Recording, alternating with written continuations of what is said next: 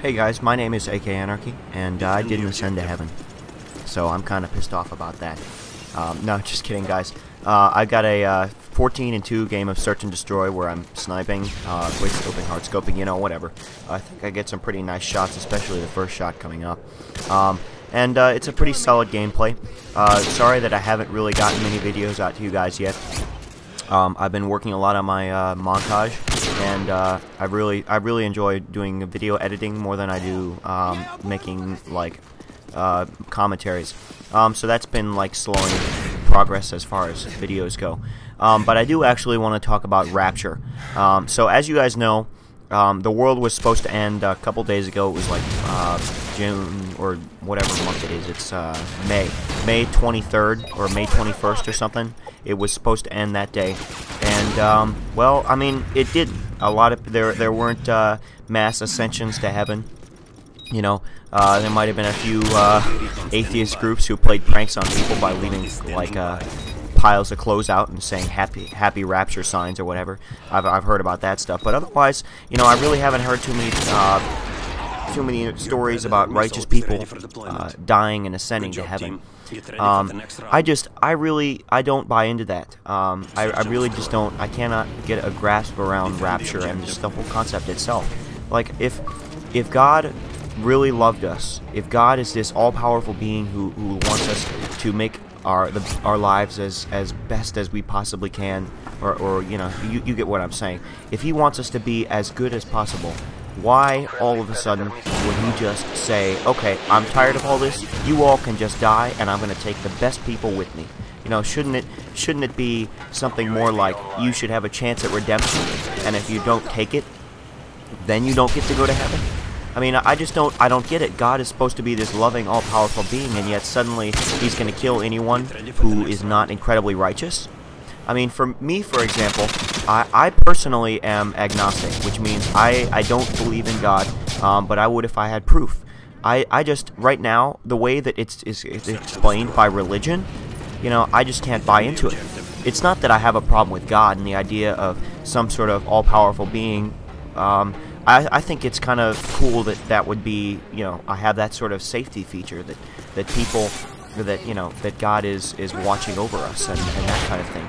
But religion, the way religion portrays it, I just feel like it's like a kind of golden compass kind of thing. If you read that book, religion is the one that I have a problem with. I really just can't get my head around the idea that people need to be absolutely righteous and they need to believe in God in order to go to heaven or this better place. I've never really understood that, and that's really my problem with organized religion, is that, you know, they don't seem to have any space for interpretation, or they don't seem to have any other way to view God than, you know, he is expecting you to be righteous and as good a person by His standards that He wants.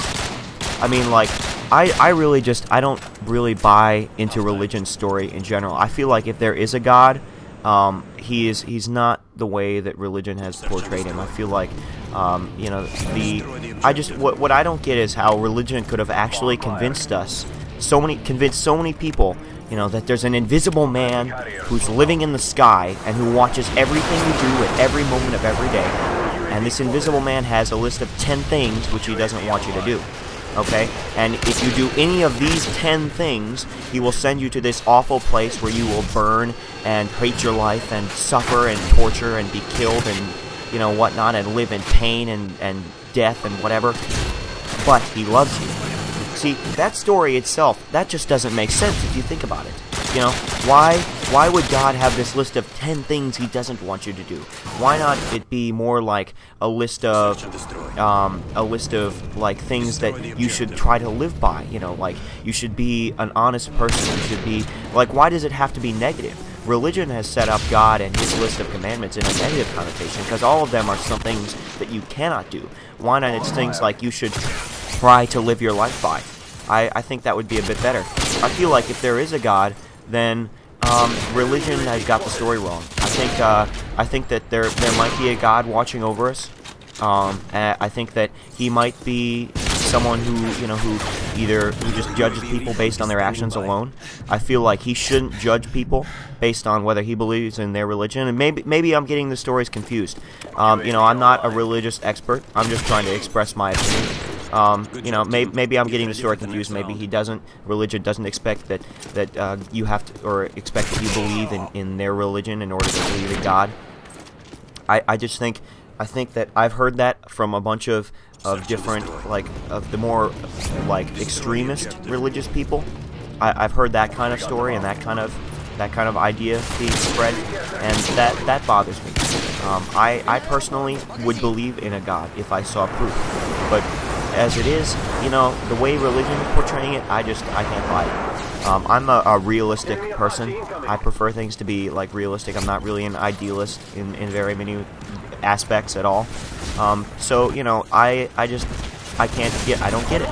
And maybe that's just me. Maybe you like having something to believe in, and if you doubt religion, you have to doubt God, basically, if that's maybe what you think my view is. That's not it. I don't think there's a God just based on how religion has portrayed it. And if there was a God, I think that he is not the kind of person or the kind of being that religion portrays him as. But anyway, guys, that's just my 2 cents on religion and Rapture. I hope that you like this commentary. If you're seeing this on LGU, please like, comment, favorite, you know, all that whole deal. And if you like the gameplay, agree with me or whatever, hop on over to our channel and subscribe. If you're on our channel right now, please hit the subscribe button above. It really means a lot. And I'll tell you what, because I haven't been posting many commentaries, I'm going to get a commentary on Black Ops out to you on Monday. So just feel free to subscribe for that. It's a pretty solid gameplay. I'm going to go back to working on my video, my montage. I'm looking forward to that, and you should too, I hope. I think it's going to turn out a lot better than my first montage. Thanks for watching, guys.